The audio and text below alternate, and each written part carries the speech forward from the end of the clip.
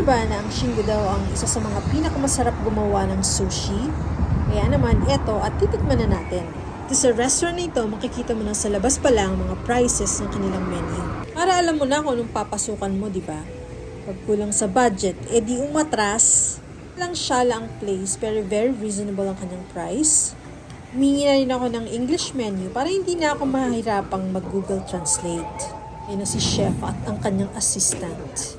In order ko pala ay tempura na meron ng kasamang side dish, rice, at meron din siyang soup. Ito na siguro ang pinakamasarap na tempurang natikman ko. Sa aquarium ang kanilang fish na niluluto at ginagawang sushi. Hindi ko man lang naamoy na fishy yung restaurant. At ito ang aking next order ay ang sushi. Hindi ko alam na madami din palang sushi na yan. At ayan, confirm, napakasarap ng kanilang sushi.